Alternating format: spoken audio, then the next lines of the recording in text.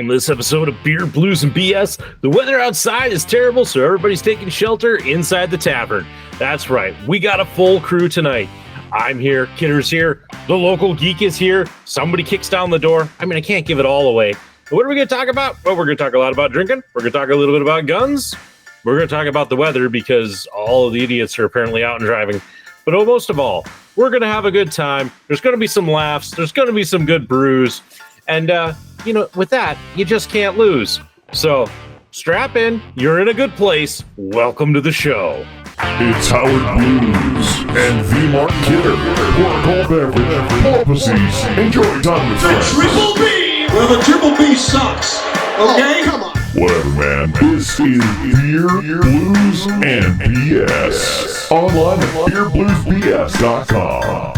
Good evening, ladies and gentlemen, and welcome to Beer, Blues, and BS, the podcast that's filled with fun facts, misbegotten notions, and wild accusations. I'm your host, the living embodiment of Charlie Brown, Howard Blues, here, as always, with my co-host, the man, the myth, the legend, the Mark Kidder. Kidder, how you doing tonight? Awfully dark. Humor or? Absolutely, 100%. I gotta see. This is the first time that we have dove into dark comedy.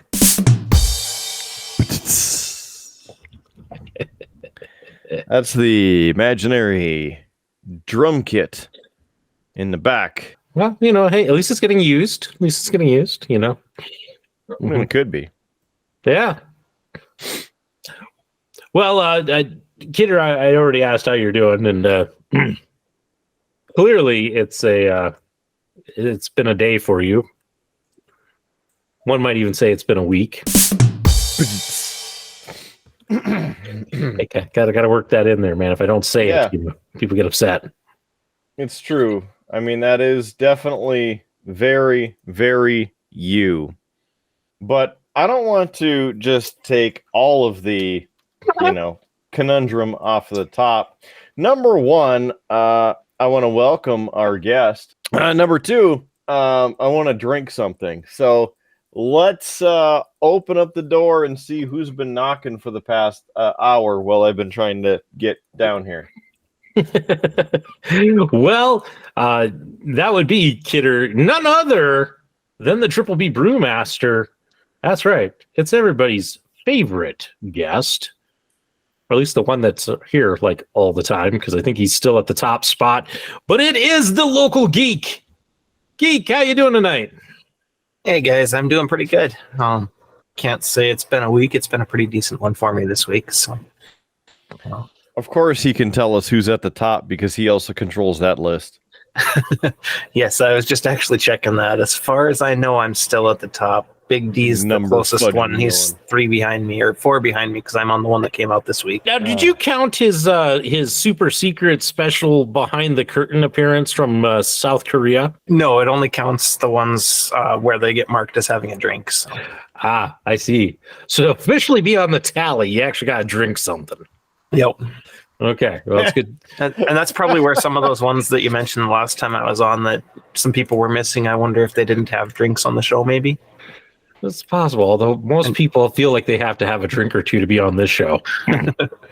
I know Brother Smalls got missed on one of the episodes because he didn't have anything. The first one that he was on. Yeah, that's true. He didn't have anything, at least right off the top. Yeah, but he also came in like right at the end of that episode. Yep. So, because that was a 2-parter. It was. It's the only episode we've ever done as a 2-parter. Don't start it. Howard. It's funny. I'm being threatened by basically a black box. It's the black hole where your soul's going to end up. I might need to borrow those googly eyes we were talking about in the pre-show. I was going to say I could threaten you with a beer.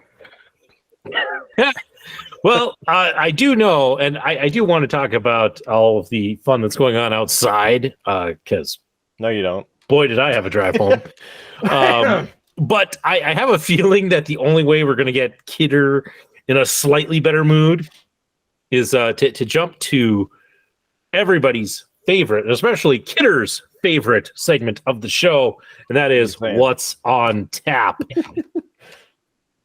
What are you saying? Some kind of a lush or something? What? I'm just saying that you like this segment because you get to drink. Yeah, you're saying I'm a lush. And you get to make others drink. Huh. Okay. You know, it's all good. And hey, it is that time of year that we have a beer that I have a bit of a reputation with, and because it comes out once a year, and the first time I ever had it, it tried to kill me. And so, LcL Geek, why don't you do the honors and tell us what you have brought us, because this is one of your brews. This is my annual beer that I brew for my son's birthday, which is coming up in a little over a week. So I've got the beer made, got it ready, going to have some of it. It's the Mini DNA Blueberry Stout. I'm having it in the traditional Beer Blues BS glass with some googly eyes on it. I see what you did there. This one came in a lot higher alcohol content than previous iterations of it. It came in at 6.4%. I think the highest I've had it before was just right around 5.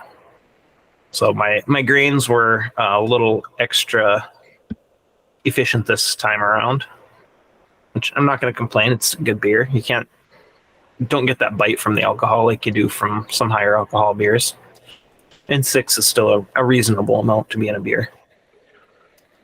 Yeah, I mean, I'm not going to complain about the higher count because I'm parent in charge this week, and I will say I was a little disappointed that you brought this, and it's only because I still have the Kettle House Brewery beers that you brought that you and Kidder actually had on the episode that came out this week, and I've been saving them for a time to be parent in charge because they're the pints. And then you brought me this. I'm like, well, great. I have to drink this. I don't get to have those yet. It's going to have to wait some more. So, it just goes. Me and this beer, it just... And it is pretty heavy on the blueberries this time around. So I'm going to love it. Woo. It's got a bit of a tart taste to it. Yeah, the blueberries did give it some tartness. Yeah. I put in 6 pounds of blueberries and I ended up with 4.5 gallons. Normally I do 1 pound per gallon. Yeah, that's tart. It's almost in the range of a sour. It is. I believe the 2021 version also had some tartness to it. Yeah, I mean it's good. I was somebody who likes to drink sours on this show. I enjoy just sours on the too. show. Just on the show. He doesn't like to drink them anywhere else. Just on the show. Just on the show. That's the only time I drink, Kidder. Is on this show. I do want to do a sour sometime, but I have a little hesitation with it just because of the process to get it done. It makes me a little nervous, but once I do it, I'm sure it'll be fine. It's just, one of those, the first time doing a little bit different method and things like that, you're nervous about it. So yeah. But no, I like it. I can't quite taste the blueberries, but it's it's got a nice sour taste and then kind of a darker taste kind of as an afternote to kind of, it's good. It's good. I might even say this is probably my favorite version of the Mini DNA. Nice. Which is high praise because it's a blueberry beer. And this is the only blueberry beer I drink. And I could say somewhat regularly because it seems like once a year. So, right. And it sounds like Dialectic is planning to do a batch of it again this year. So I'm excited to try theirs side by side with mine and see the differences. I know mine's going to have more of that tartness to it this year, but just to tell them they're wrong. I might that might be a reason to stop over at Dialectic one night and give it a try. Oh, that's the only reason. Now Howard's putting them down. What? I have kids. Do you know how easy it is for me to escape and go to a bar and have a beer? Yeah. Did I not they can't mention drive and they can't drink. So you got two of the problems solved right there. Well, but what I'm saying is like there's a reason I only drink on this show. You know, it's Standards. yeah, well, a high moral compass. Yeah, I'm not sure when theirs will be out yet. I know they haven't brewed it yet, so it's still going to be a few weeks out at minimum. But well, let us know when it comes out, because would love to give it a try. Just for comparison's sake, you know, gotta see. You know, it might be the thing to, you know, really make us want to push you to like, hey, you gotta increase your setup here, you know, local geek, you know. Well, you saw the post on Facebook I put up earlier today. Morebeer.com's giving away a all-in-one brewing system that I've had my eye on. I did see that. Kidder, Mm-hmm. I know for certain that local geek is having the mini DNA, and I'm having the mini DNA. Yeah. What you having? I need something something first. He needs a whisk. I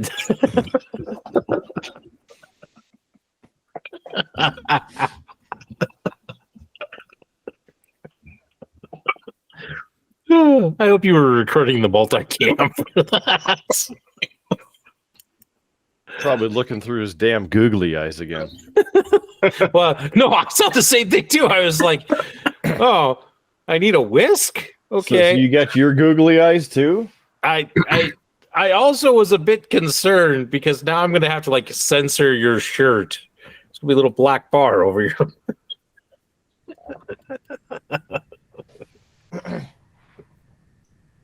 Sounds like somebody else's problem. Including that I don't have a rocks glass down here, so you know what that means. Doo-doo. Doo-doo. Pint glass time. Oh no, he's actually going to have to use the pint glass. I mean, this isn't the pint glass, but it's marketing material, man. Let's see. You know, Kidder, this is how bad of a promoter I am. I didn't even mention the fact that I'm drinking this out of a Howard's Cave of Wonder glass that you can get from beerbluesbs.com. Click on merch. Yes. Ooh, got the sticker. I did. I got a couple of you guys' stickers. I also got the Man, the Myth, the Legend. That's a good one. And Howard's Cave of Wonders. All right. They were intended to go on the Christmas presents I got you guys, but they didn't fit. Yeah.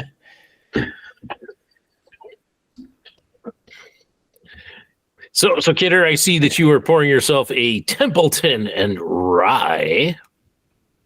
Yeah, Templeton rye, 6-year, the good stuff. Good to the last drop. Every drop. All of the drops. Give me my whiskey. Yes. The But good look, stuff. you can look at it right there, upside down, is the good stuff.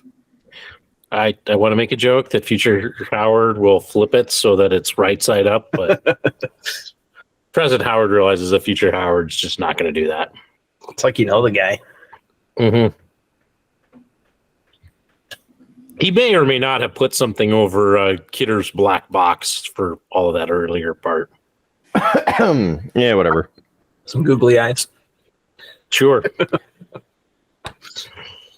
I knew that googly eyes were going to be such a thing, that would have been the opening line. You know, it would have been Beer, Blues, and BS now with 50% more googly eyes. That would have been the... I mean, more like 33 1/3, repeating, of course. You know, I got to bring this up, Kidder. What'd you do? I was listening to another podcast that I haven't listened to in a while. Why? Yep. Because Traitor. I already listen to all of our stuff. But I was listening to them, and I was a little surprised because I was way behind, so I just jumped to one of their newer episodes because it was a topic I was curious about.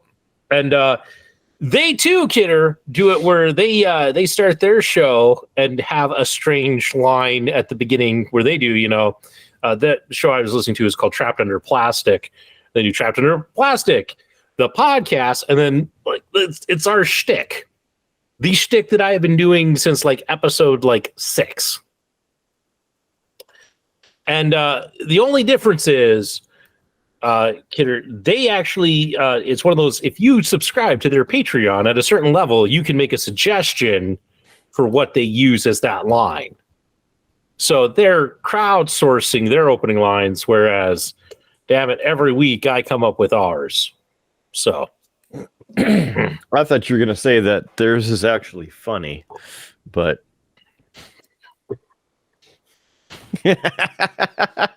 Show myself out.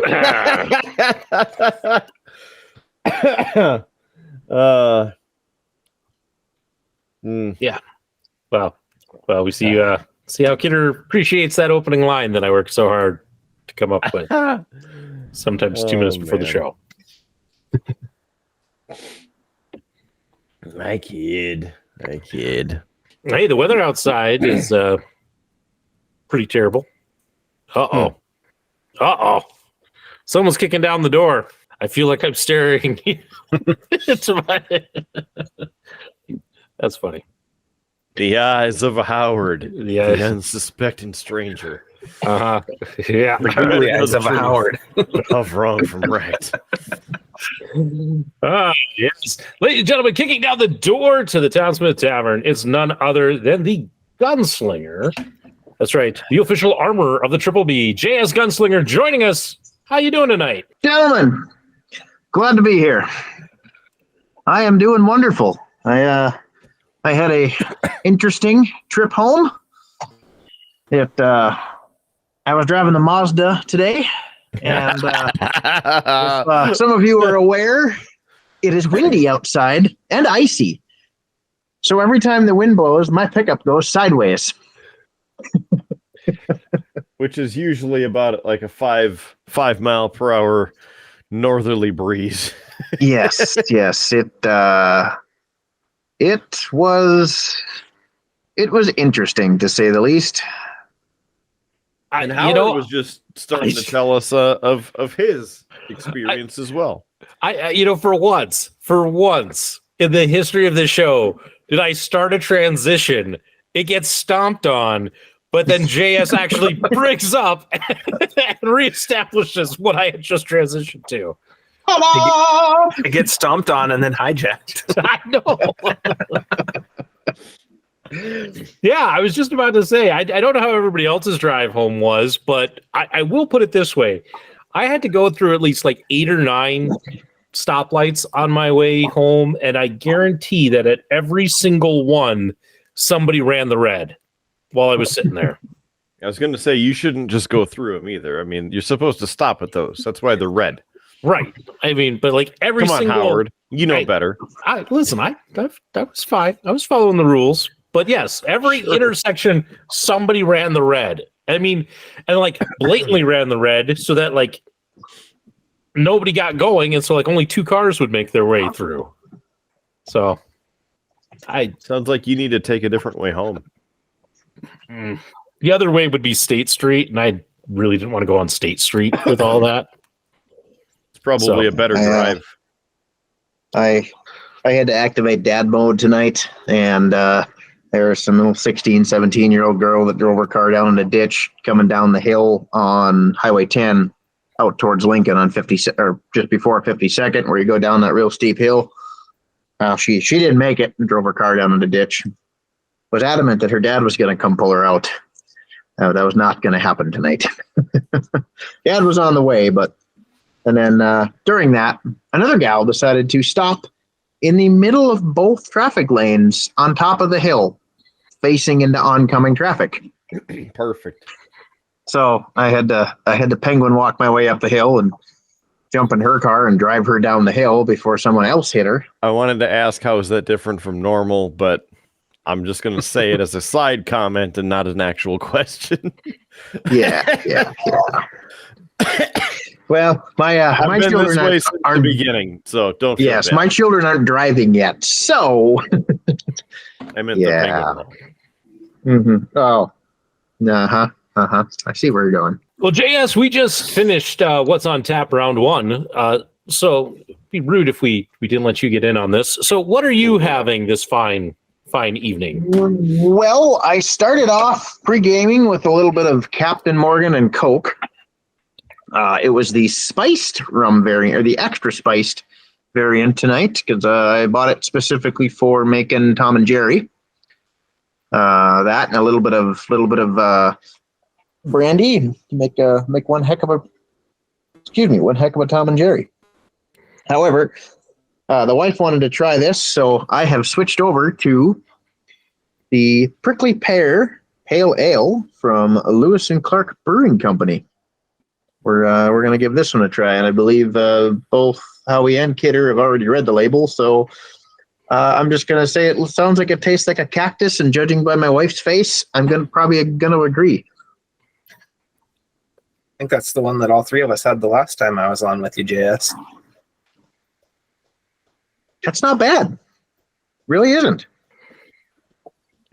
My wife's taste in beer and mine are slightly different.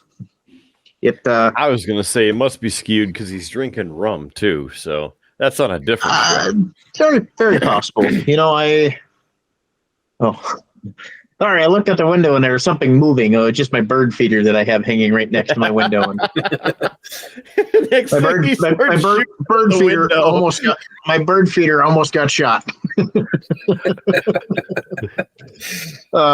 Anyway, it's not bad. It's got more of an IPA taste than a pale ale to me. And I can't tell if it's the prickly pear or if it's the hops that I'm tasting that's giving me that. But it's not a bad beer. It's kind of got that IPA taste, but not overwhelming.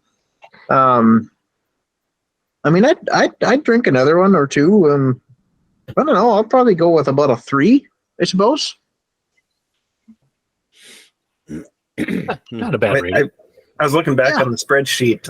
Kidder's comment on it was, let me just say you dodged a bullet on this one. It's a weak drink. And I'm assuming he was talking to you on that. Yeah. I don't mind it. I mean, it's not going to be the first thing I reach for in the fridge, but if it's in there, I'll drink it. Good thing you only have one. Yeah, I haven't actually looked through the sampler pack that you gave me. My wife dug through it, but I did not yet. Okay. If I'd have known you were going to be on, JS, I'd have tried to get you a mini DNA too. Kidder mentioned last night that you'd dropped off a couple. I do have a cold smoke, so nice. We might have to dip into that one for round 3. I think I got one of those in the kegerator too. LcL Geek, I think you provided that one. The cold smoke. Oh, Howard went over the border and smuggled some back. Listen, I have different sources. Oh. So Now he's challenging as LcL long as it Geek, didn't like, come back. As long as it didn't come back in the prison wallet, I'm okay with it. It's debatable. Man, what the hell did I do? It took Kidder tonight. It's just bam. I don't know if it was anything you did or just society. So I know, but I'm feeling the brunt of it, man. That's what you get for being the co-host. Society has went down the literal toilet here the last few days. Now that I've finished off that whiskey, yeah. I need to join. Oh, look, we have a wintry mix. Perfect. Have you given us the official Triple B weather forecast for the night, Kidder? It's dark. Yep.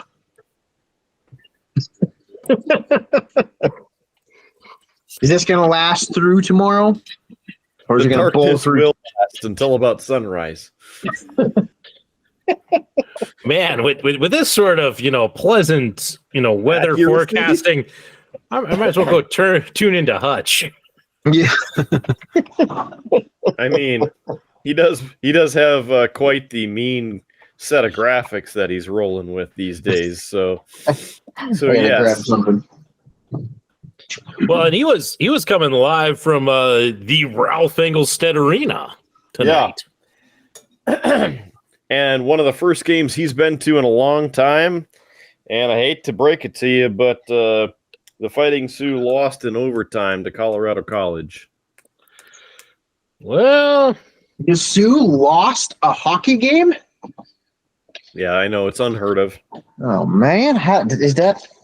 They do that? I didn't think they did that. Huh. I mean, they're not supposed to. I was going to say the Sioux never lose a hockey game. The Fighting Hawks do. Ah, well, this is true. Very You good, do yes. have a valid point. See, if we just switched back and got the real name again, we'd start winning more games. The effing Hawks. Or the effing North Dakota USPS PS. Anyway, Yeah. I'm going to open this mini DNA.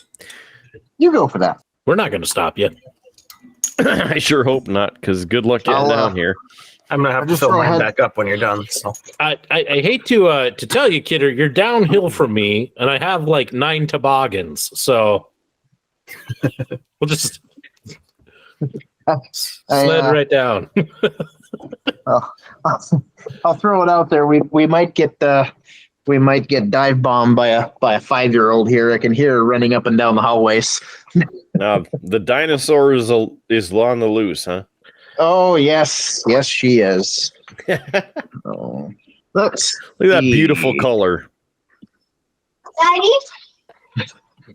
Hello, dinosaur. And right on cue. Oh, are you making the room smell good? Yeah, and in here. Oh, thank you. Okay, I think that's enough. That's enough deodorizer now. Yep, it smells like lemons. Sure does.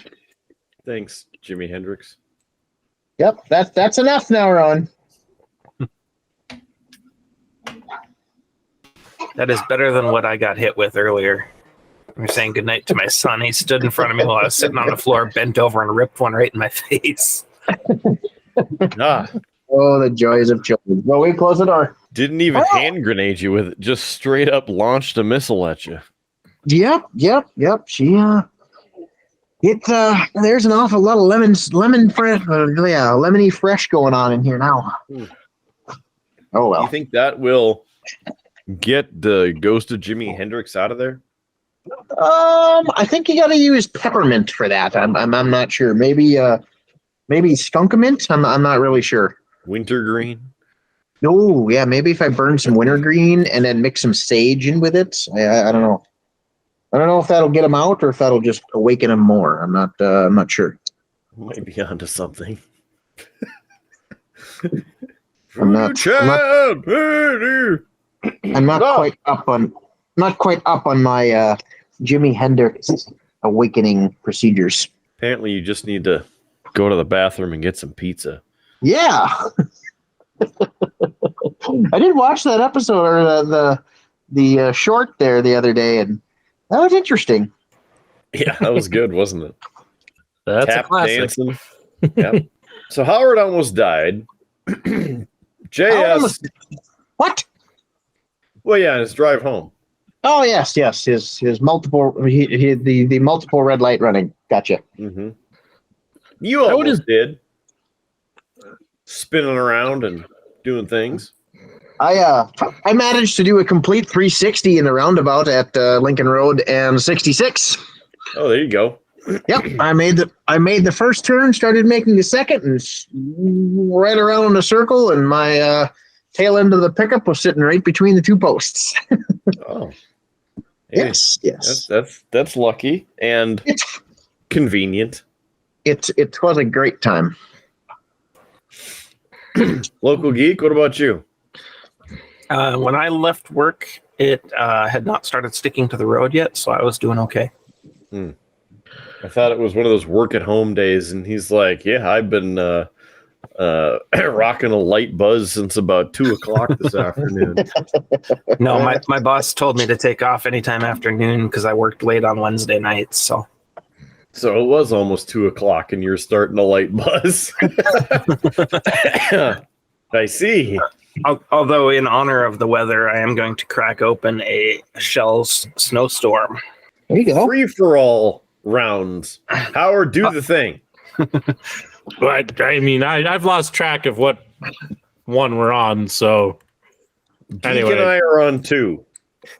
well, in that case, everybody, do the thing. we're welcome to the midway section of everybody's second favorite segment of the show. What's on tap? Round 2. Drink. The intro. And this can says, every Midwesterner knows, no two snowstorms are alike. So we change it up every year because it showcases our ability to adapt to the times. Back in the olden days, it was no small feat to take our beer by wagon to the local establishments, especially in the dead of winter. We had to find inventive ways to make sure the beer arrived and our patrons didn't run the well dry. This meant long hauls and even leaving beer unattended at the bottom of the hills when it was too heavy for the horses to make it up to the trip.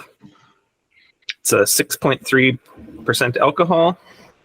It is a 4 rye dark ale. Not a whole lot else on the can here. It's brewed by August Shell Brewing Company in New Ulm, Minnesota. I think I've had that one on the show. It's a white can with silver writing, so it's really hard to read. And, How is it? Yeah. He's now looking up to see if I've actually had it on the show. So interesting fact about it, because they change it up every year. You have indeed had the Snowstorm from Shell's Brew Company, but yours was an oat Stark beer. So mine's a 4 rye. Yours, you gave it a 3 to 3.5 out of 5. You said not bad, a bit more bitter than I was expecting. Yeah, that sounds like something I would have said. And that was episode 47. Thanks. This one, I would kind of say the same. It's not bad, but it is more bitter than one would expect. But it's a nice heavy beer. He's been working out so that he can lift it to drink it. You also on episode 92 had it, but it was a mahogany lager that time. And then that one you also said was not bad. It's a nice dark beer. Dark, but not like Cold Smoke. 3 out of 5. I'm getting the sneaky suspicion that I need to go and find that one again for this year. Keep up the trend. Right? I think this is this year's. I sure hope so. Been sitting in there for 1 to 3 years. Well, I bought a 12-pack of it when I got it, so I might have a couple cans left that I can slip one over to you, Howie. There we go. I hear the word rye in it, and the first thing he's like, I'm going to give it to Howard. See. I mean, I could get you one, too, if I got enough of them. Oh. All right. Yeah.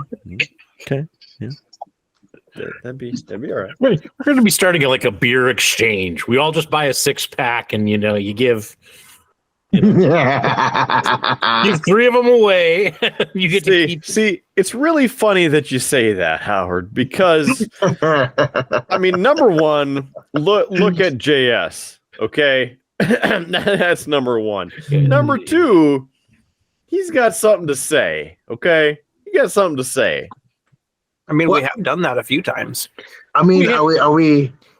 We're not going to ruin the surprise. I didn't even tell you what it is. Well, I know, but you were like, blah blah blah, gonna buy stuff, blah blah blah, gonna die. So yes, I may or may not have found a place that sells a particular large malt beverage that I think we all need to have on the show. It is not for Loco. It is not juiced. It is actually a beer. But Howie, you're probably going to want to make sure that Lefty's home. Oh. He's going to put it in 4x4 mode to get up the steps. I'm just gonna get a sleeping bag and chill in the teepee. Yeah.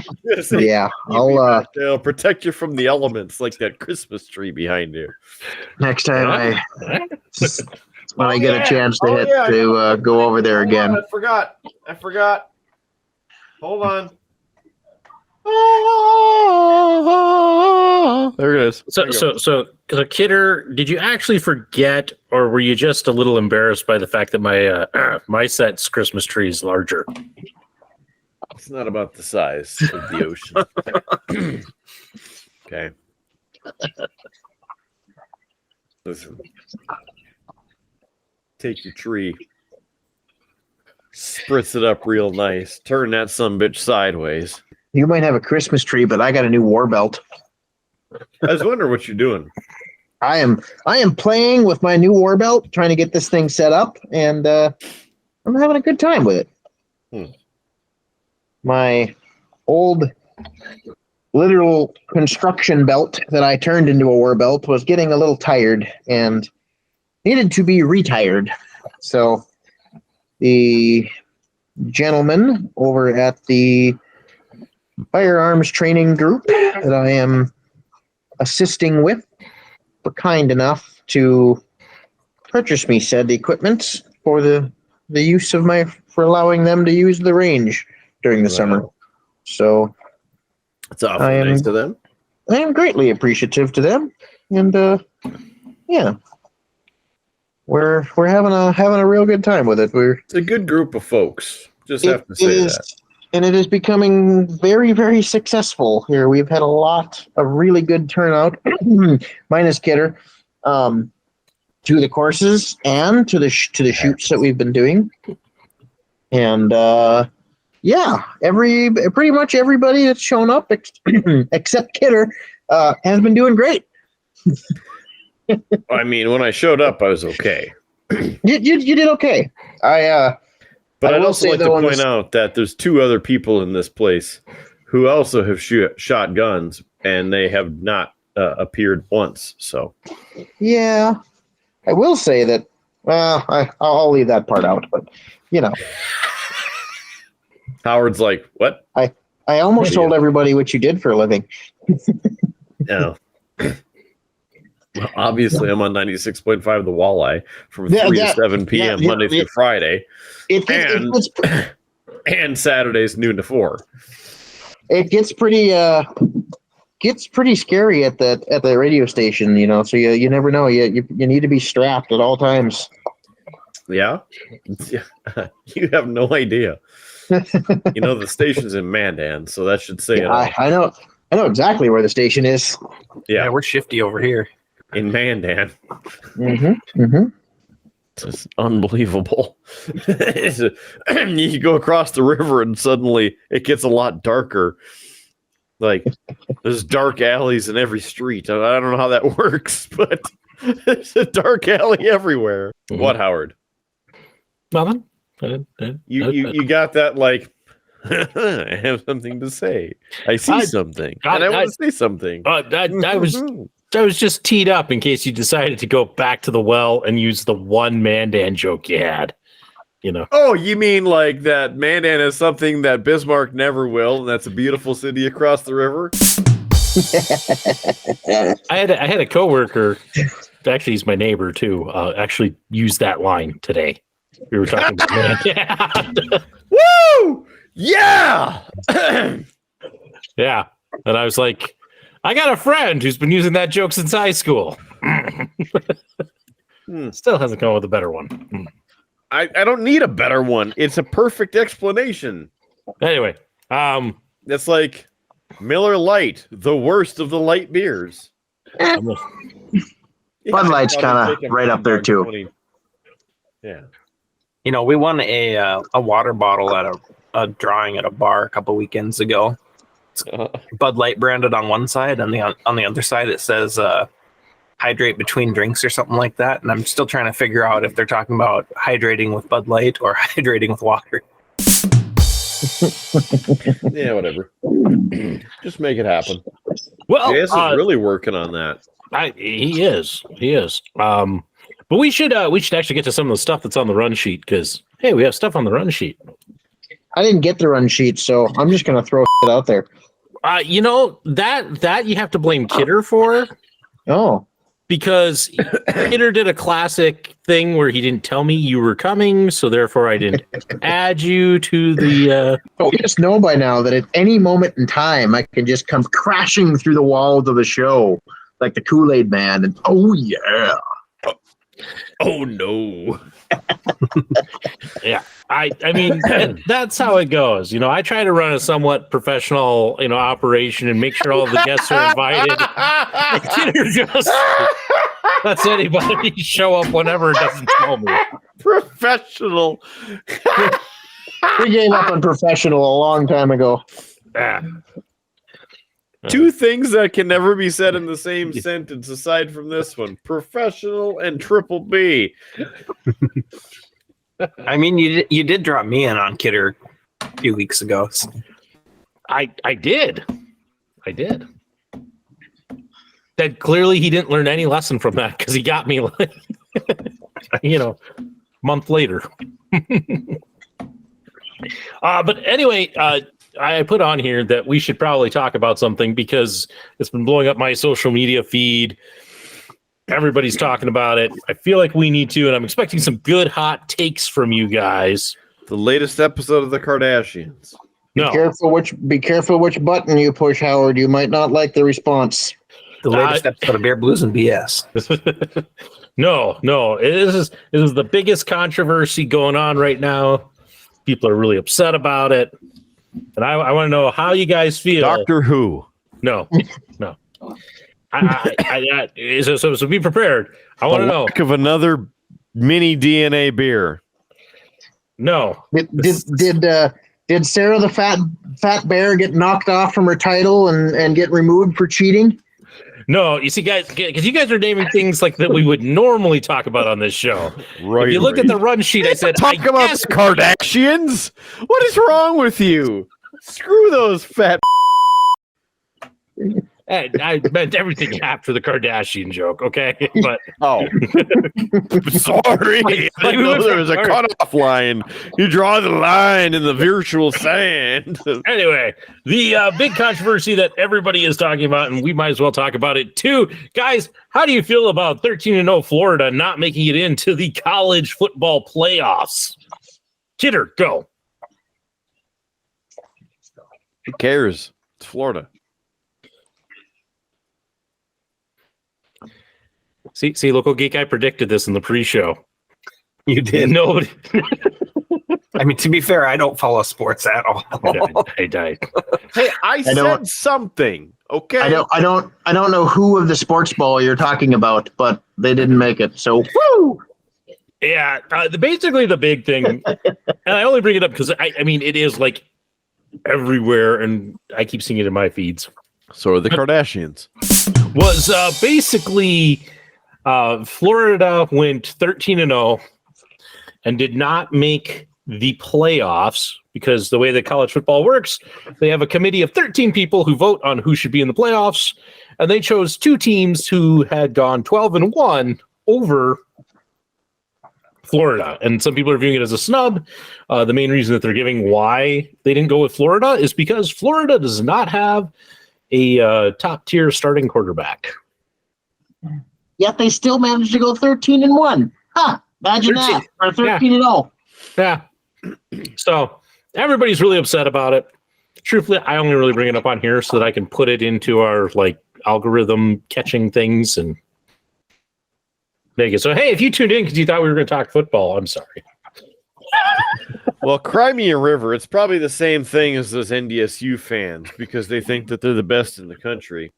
But they can't actually play to the top tier, the creme de la creme, as we have discussed before on this show, because the NCAA sucks. It's a joke. No. Who's the best of the best football team? Maybe bottom of the barrel Holy Cross will, I don't know if they have a football team. Maybe Holy Cross will come up and they will beat who's number one in the country? We don't know. They have to do the whole playoff thing. Actually, wait. No, number one, gosh, is it Michigan or Georgia? Okay, they're going to beat the crap out of Roll Tide this. They're going to blow through them all. Holy Cross, number one in the country, top tier, win the championship. And then, how about that, Golden Gophers? Kidder, I'm going to ask this, even though I know you haven't. Have you seen the clip of Pat McAfee on College Game Day, where they were picking who they wanted to win it all, and they're at the big kind of announcement thing for it, and he does the whole, like, he does a chant with Georgia, like the whole crowd's into it, everybody's going, he does the whole thing with them, kind of setting up like he's going to pick Georgia, and he's got like everybody fired up, and he goes, and I'll take Alabama, just completely like trolled like all of the Georgia fans. I'll send it to you. It sounds quite sports ball-y, It was pretty impressive, like, because normally whenever you catch like any like sports analysis, like pre-show stuff, they're trying to be professional and be serious and taken seriously. And here he is, like, interacting with the crowd and barking like a dog at the end of the cheer, and it's actually pretty awesome. Huh. And then the fact that he trolls them and goes with Alabama is just, it's like the icing on the cake. And I'm not really a college football fan. The only reason I bring this stuff up is I've seen it a couple times in my feed and been like, this is interesting. Might be worth talking about. But clearly I'm the only one talking. So time to switch to a different topic. If I followed the sports ball more, I'd probably be right in there in the conversation, but I don't even know which college football team you're talking about. So sports ball is not my thing. Yeah, it's not really anybody's thing here. As I said, I only brought it up because of the controversy. No, if you want to talk Warbelt setup, I can do that with you. But I mean, I leave that up to you. That'd be more of a topic than anything Kidder put on the run sheet, right? Because he didn't put anything on the run sheet. You're welcome. So I generally try not to be too involved in other things while we're doing the show, but I've been wanting to put this thing together for a good week or more now, and I've been working till just about midnight every damn night. So we worked a lot last night. Last night was a nice reprieve. It really was. We were working hard until, like, I don't know, 11. Something like that. Yeah, it was actually pretty late when I got home. Yeah. Yeah. We were having some Guinnesses. We did. And other things. I started off with a pineapple bullet bourbon from the place that has the wings, and it was actually quite good. They were wild. I did opt to not get the buffalo sauce. So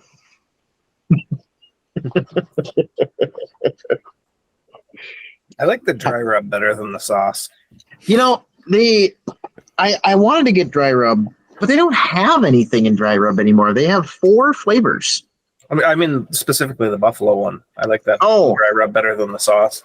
Oh yeah, I'm not a fan of buffalo sauce. I just don't like the taste of it. It's not too spicy or it's not anything like that. It's like spicy vinegar, and I don't care for it.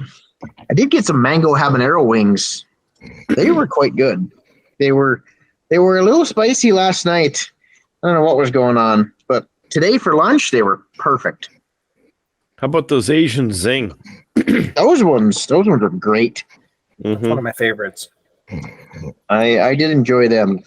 I also had a thing of Caribbean jerk since it was 2 for 1s.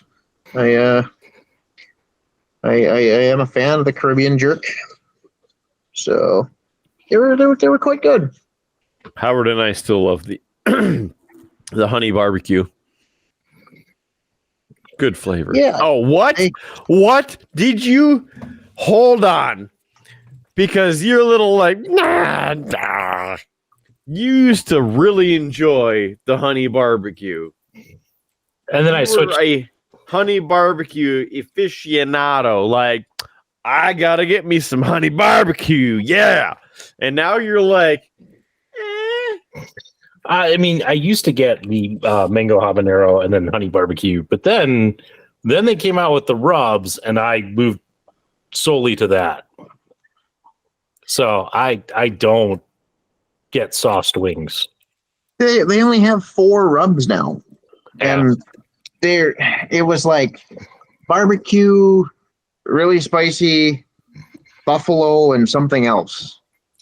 I don't remember what it is, but like if they had the Caribbean jerk in a dry rub, I'd have went for that. Local Geek chimed in with the lemon pepper. Lemon pepper, yeah. I don't really want lemon pepper boneless wings.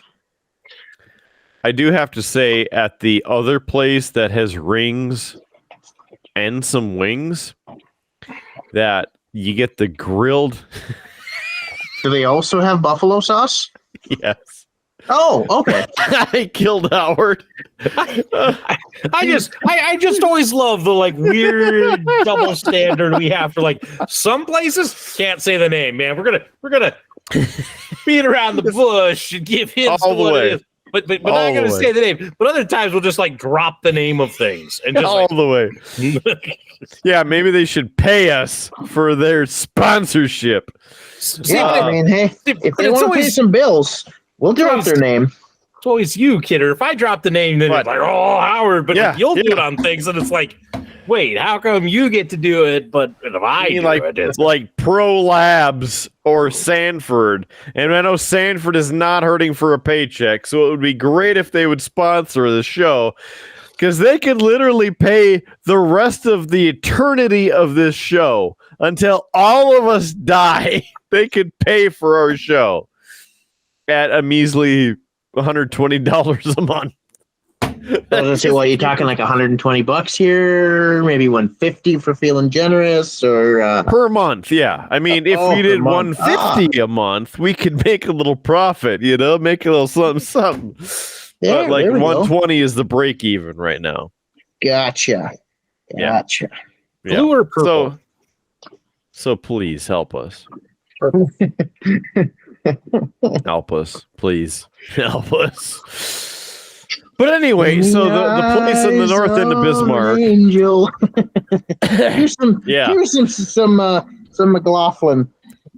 Howard, could you put some sad pet video in, like right here, and just make people donate at streamlabs.com/beerbluesbs. Subscribe for $1 a month. For just $5 a day, you could save a kidder from starvation. You can save a podcast host from going broke for keeping the show going. And maybe that's why nobody donates, because they're like, I'm sick of this bull.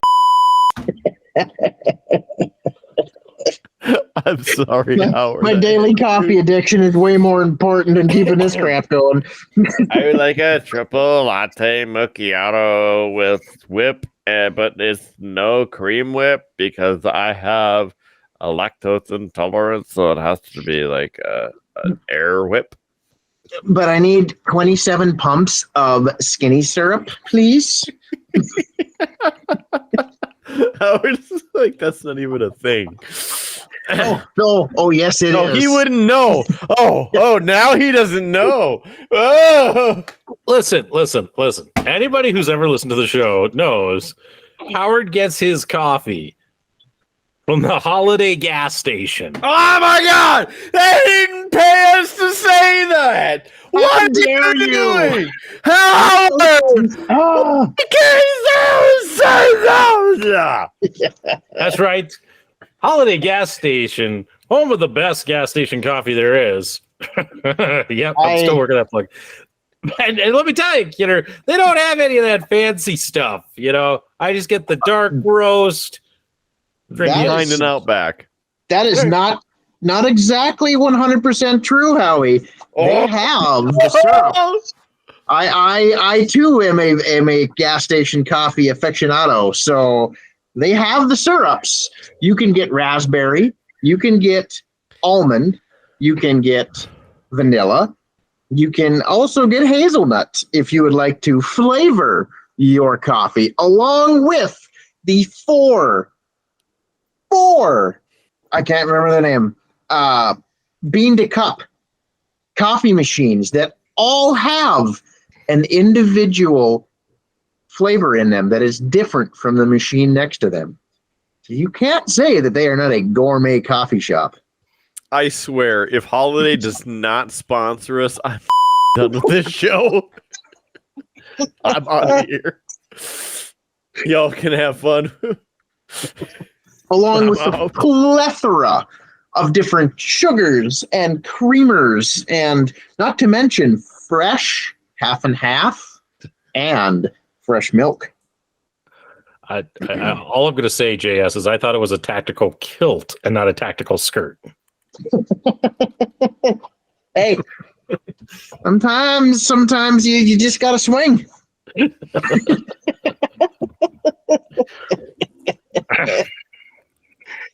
All I can Apparently, say right is now at Holiday Station stores, you can have a chance at winning a $25 holiday gift card and the hashtag home for the holidays. all I can say is I like feeling the breeze. Yeah, there's some socks hanging over that fire at Holiday, too. I loved... So, Howard, I don't remember if I told you this, but a couple years ago, it happened, and I'm so happy that it happened. JS and I were in Las Vegas at the same time. And so we met up down the road from the Rio at an all-you-can-eat sushi place. And we partook in all-you-can-eat sushi and dessert. You get an hour, eat anything that you want on the listed menu, including entrees, appetizers, dessert. And what was JS wearing? Because it is number one, the optimal choice when eating all-you-can-eat food, a tactikilt. You're damn right I was. Not only for airing, have proper airflow to rejuvenate one's body, but to also have that extra little bit of expansion room for when you get that extra 5 pounds of food you weren't expecting to eat. That's right. You never know when you want to get that extra California roll in. This is what I've been working on. Mm-hmm. It's a little blurry from the filter. Hold on. I got this. I'm going to switch it over to the local Geeks Christmas tree. Oh, that was Howard's Christmas tree. I mean, whatever. It doesn't really matter. I just made it sideways because you said it should be sideways. Yeah, turn that son sideways. Thank you very much. Yeah, this is what I've been working on. My old construction belt was, as I flaunt it for the camera. Not wearing the kilt tonight, though. I am not. I just threw my shorts on quick. So, yeah, like I said, I got some new high speed gear. The kitted out belt is probably lighter than just my empty belt that I had before. So it makes a heck of a difference. Makes me all tactical and high speed now. You mix this with a tactikilt, and like you're there. I'm helping teach with a women's self-defense class coming up on Tuesday night, and I'm very much debating wearing the kilt. If it's still 60 degrees, I will probably wear the kilt. Because nothing says serious instructor like man in kilt.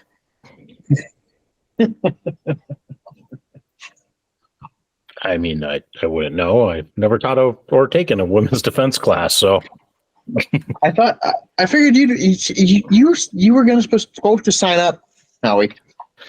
Yeah, no, I don't have time for that. I got kids. I mean, I didn't see any, no bearded lady signs up, so you'd be fine. He's supposed to be protecting his kids because he's got kids. Take a self-defense class. Have the kids take the self-defense class. It's a family event. There we go. The family. It's all in the family, because when you're here, you're family. My son competes with us and actually did fairly well in the last competition. The dinosaur, however, is only 5, and she just likes to hear the thing go bang. So we're not quite to that competitive level yet. Yeah, I'd be thirsty again. Okay. How about Local Geek? He looks like he hasn't had a drink in about 5 minutes. He's still got some left. What? So, JS, what do you got? We have a Nor'easter. We have, I'll let you guys pick. The Kettle House Cold Smoked Scotch Ale. We got my favorite beer of all time, the Summer Shandy. I don't know where the Scottish thing is coming from, but it's probably terrible. And we have an space probe. Classic. Came out of JS's tool belt. Along with the blueberry lager from the belt of the grain. Gentlemen, what shall we partake in for round 3? I leave it up to Local Geek and Howard because I provided said alcohol. I just needed a variety pack. I think given the weather outside, you should go with the Summer Shandy just to kind of live in that dream world. Ooh, yeah. Ooh. Give it the finger. That's a good one. Howie? I have not had a Nor'easter or a cold smoke. I mean, Cold Smoke is my favorite beer of all time, but Local Geek provides some good logic there. What to go with? He's not wrong. All right. The Cold Smoke is a fantastic beer, though. I feel like I need a steak if I'm gonna have a cold smoke. It does go good with a steak. It really does. I mean, there's not a lot it doesn't go good with. But. Maybe I'll save that one. Have that. I kind of want to save it for the show, but at the same time, I kind of want to screw it. We're having a cold smoke. 6.5. Yep, we're going with that one. Although I probably got to push snow at 4 a.m. this morning. So, oh, you're coming to my house? That's really generous. Sure. If I have one or two too many of these, it might be in your house, but I don't know if I could make it down that hill with the ice that's going on now. I might end up in your neighbor's house. It's not too bad out there right now. I think I can handle it with the old shovel. Yeah, it's not very deep, but yeah, coming home, it was wicked. Like I said, I fishtailed all the way from Bismarck to my house, and then got stuck in my driveway and had to get out Simpson style with a whole lot of flooring.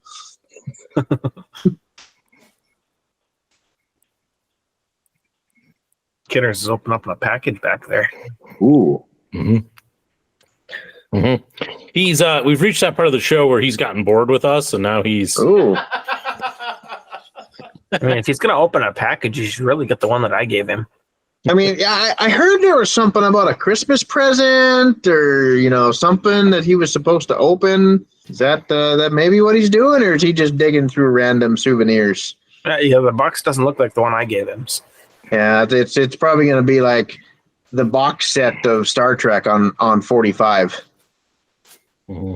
Themes of the Vulcan music. On 45 what? Like a 45-inch record? On records. It's the audio version. Vinyl's coming back, you know. I mean, it's the soothing music of the Vulcan chants.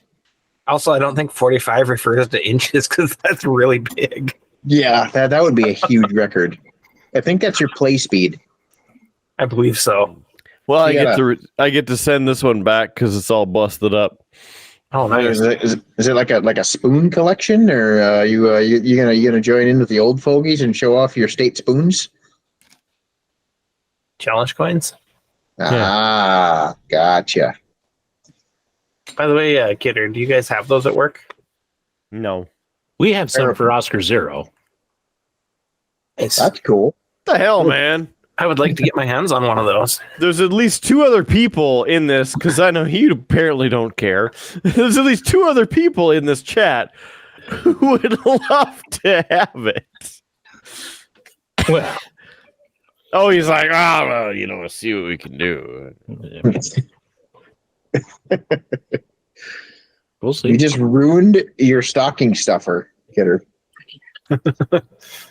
I don't think he was going to stuff the stocking with that. Let's be honest. He's going to stuff it He'll with that stuff your coconut beer stocking, for you. right. Yeah, I know. With about 82 middle fingers. How does he get 82 middle fingers? I don't know, but he'll figure it out. You're gonna get a stocking stuff, Kidder, but it's probably not the one you want. Can't say there is one that I want. So being we probably mentioned this before, but being we're entering the season of Christmas, I have this debate with my son every year. But Die Hard is the best Christmas movie ever made. Yes. See, I got one. Absolutely. 100%. Yep. Howie? Yeah. Yeah, no, there's no me. It is like it's a Christmas party. There's action. There's gunfights. There's a happy ending. Someone gets thrown off a building. There's explosions, and there's Christmas music. But is it really a Christmas movie? He even dresses up someone, well, almost as Santa, and has "ho ho ho" written on his shirt. I guess the question I would ask, and it's been a long time since I've seen Die Hard, but does it actually take place at Christmas, or is it just like Christmas adjacent? Nope, Like- it is. From what I've gathered, it is supposed to be on Christmas. That is their Plaza Christmas party. Yeah, but most Christmas parties are not actually on Christmas. Die Hard But- is an American action film series. It All 5 things are on John McClane. Takes place at the Nakatomi Plaza in Los Angeles. It begins on Christmas Eve when John McClane comes to reunite with separated wife Holly in Los Angeles at her company's Christmas party. Holly, who now has her own career, lives with their 2 children and uses her maiden name. See, I still have a hard time buying that because, again, most company Christmas parties not going to be on Christmas Eve. well, it's not our fault that you don't come to the Die Hard Christmas party. I mean, I wasn't With invited. Celebrities. I mean, But I'm just saying, like, most Christmas parties can be any time, like, from now until, like, 21st, 22nd, but they're not Christmas Eve. So, I mean, listen, I'm talking about how far-fetched is it that the Christmas party is on Christmas Eve when it's a movie about terrorists attacking. what better time to take over the Nakatomi Tower and rob everything than on Christmas Eve? Like, I mean, it's going to be empty. Why not? Well, clearly it wasn't, though. There was a Christmas party. It is perfect cover. I mean, if there were any sort of actual terror, you'd think they would have checked that out, like. Coming from a technical perspective, the highest percentage of cyber attacks happen over the holidays because they know the office is empty, so the defenders are typically not there. Right, but that's cyber attacks. See? These are people actually like storming the building, hoping that the executives are in to let them into the safe. Well, they knew that the Christmas party was going on. That's why they stormed the building then. Because the only people that would be there are the important people and a couple security guards, which were made moot very shortly into the storming of the building. And one of which worked for them. You know. Yeah, I don't know. I'm not the biggest Die Hard fan, so. Hans Gruber. You, I don't know, Howie. I was always more of a Lethal Weapon fan. I mean, they're very much on the same plane. I am also a die-hard Lethal Weapon fan, but yeah, I like them both. But you know, I will say that the first Die Hard I probably like. Ooh, I don't know. They both have very strong points. However, none of the Lethal Weapons take place on Christmas. Oh, no. The third one. It's either a birthday or a Christmas on the third one. I'm not sure. It's been so long since I've seen them. Being I can't go out and do the spray foaming tomorrow because I don't want to leave the house tomorrow if I don't have to, but I had to go push snow. We might have to have a Die Hard Christmas marathon tomorrow night. Wouldn't that just be one movie?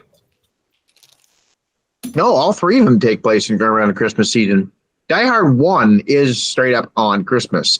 The other two, he's trying to get back to see Holly both times around Christmas.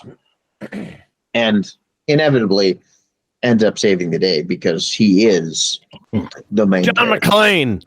Yes, John McClane. Yes. Yeah, see, I never got into any of the other Die Hards. Like I've seen the first one, I've never seen any of the others. You've never No wonder died you harder. have so many problems with life. Howard. What? This is really good. I know, isn't it? This is really freaking good. And local, that's right. He can hear us.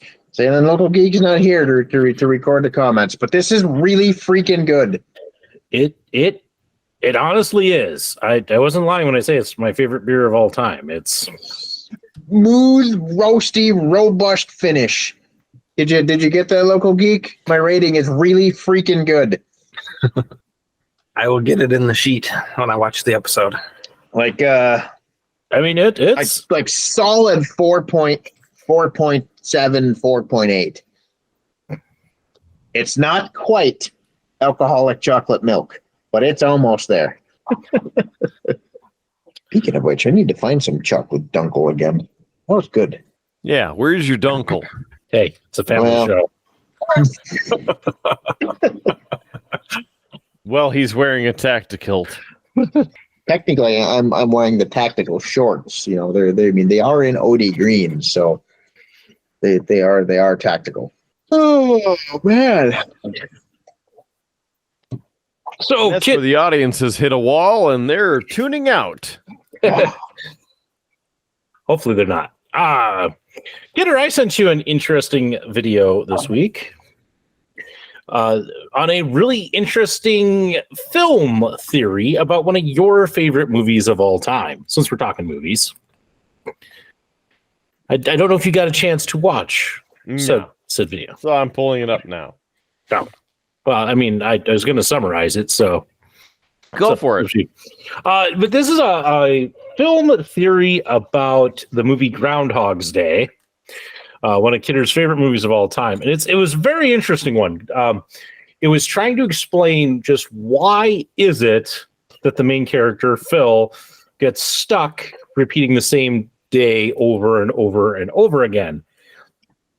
And what the theory basically suggests is that he is basically locked in a purgatory sense and is being basically manipulated by the devil, who we actually see in the film as Needle-Nosed Ned, the life insurance salesman. And the theory goes, if you've watched the movie and are familiar with it, Phil is in Puxatawny. He's there to cover the big Groundhog Day ceremony. And as he's making his way to the event, he runs into a former high school classmate, Ned, and who tries to sell him up on insurance and such. And when Bill Murray says no, he immediately steps off the street and into a large water-filled pothole, to which Ned makes the classic joke of, watch that, first step, it's a real doozy. The theory goes that Ned is actually the devil in this situation, and that when Phil says, no, I'm not going to do this, that's when the bad luck starts. That's when he gets stuck in this purgatory of constantly repeating the days over and over and over and over again. And it's only on the last day, if you catch it, he actually buys like every plan he possibly can from Ned, basically selling his soul, making a deal with the devil. He gets everything he wants. He gets the girl, and he gets out of purgatory. And that was the whole theory as to why he's stuck in that. I thought it was just an interesting take on that movie. Kidder, as somebody who loves that movie, thoughts? Yeah, let's go with it. Why not?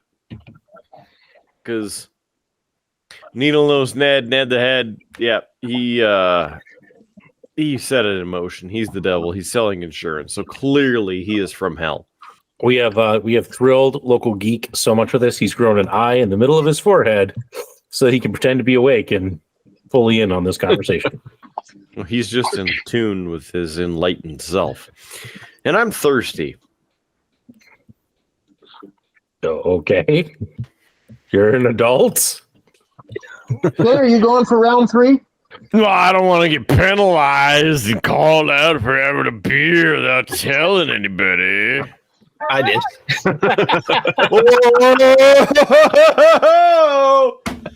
Whoa! Shit's going sideways down the show. Yeah, well, that's how it goes. So I guess what Kidder is saying is that he wants to get to everybody's third favorite segment of the show, and that is What's on Tap, round 3. Drink. Well, Kidder gets his ready. I'll talk Northeast. about mine here. Got it ready. American Amber Lager. Had it on the show before. Pretty good. There it is. Putting it in the thing here. Go ahead, local geek. Ready to roll. Mine was going to be just as quick. It's the blackberry wheat that has also been had on the show a few times. So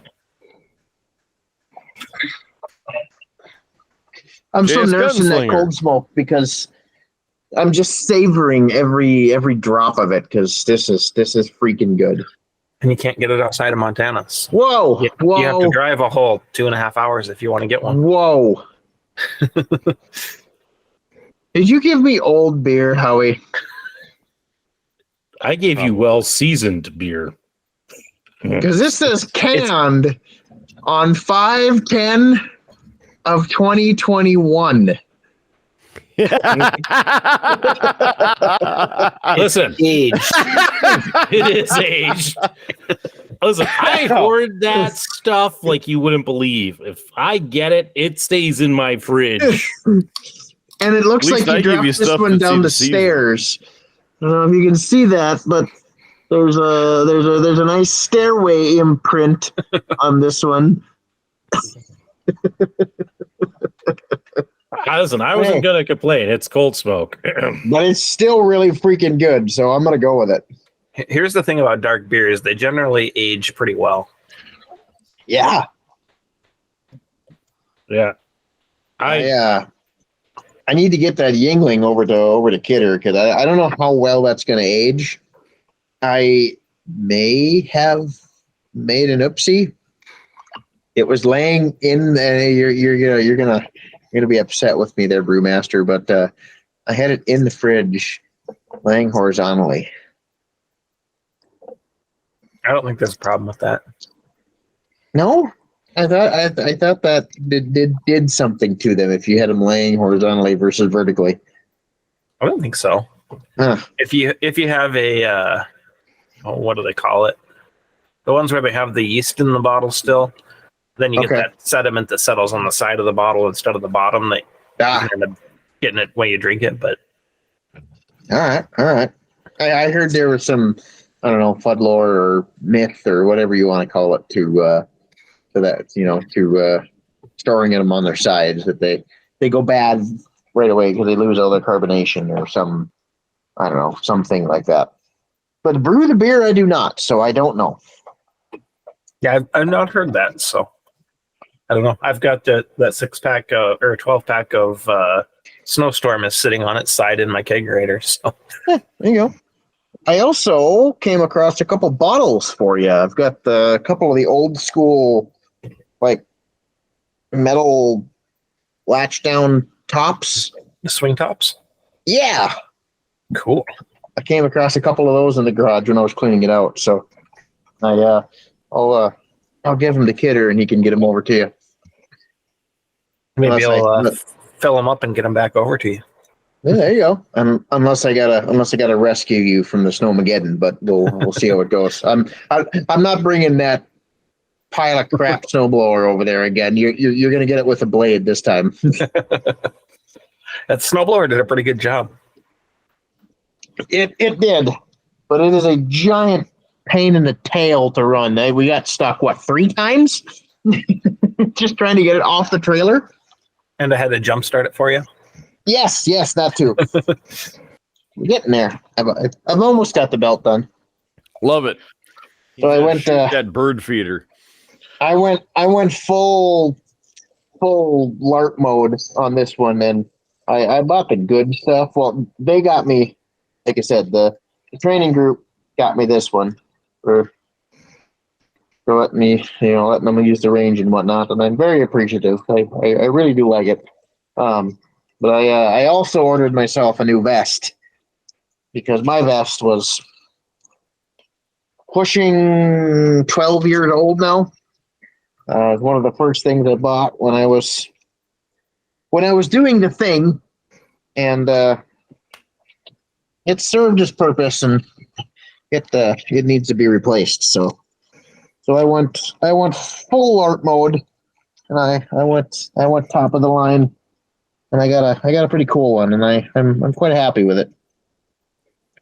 Now I need some new plates because my plates don't fit the new vest. So, it started a very expensive gear replacement project. This stuff is super cheap. When you buy the, you can buy the airsoft versions of everything I have on, and it's like a quarter of the price. However, Yeah, that'll work. That'll work. I have seen people run full tactical classes with nothing but airsoft gear, and they've made it all the way through with only a break or two. But the tactical market has definitely found a way to exploit their customers' paychecks. Because some of this stuff is just ridiculous on how much it costs. I'm looking at buying a new gun. I don't know. I mean, Of what? I am since I have I've had the SIG 220 for years. That has been my primary tool of choice in the trade that I chose for a good portion of my life. That has been my primary tool of choice. But the 220 is a Sig Sauer version. It is a single stack,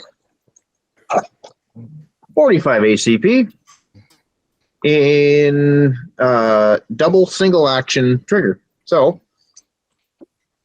with a decocker. So your first pull is a 9.5 pound, real long trigger pull.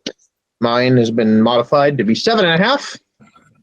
You have a 7.5 pound trigger pull on your first one, and then it has the shouldn't SRT. laugh at it, but It has the I just SRT know trigger. you, so So the second pull is now a really nice, crisp 3-pound, very short reset.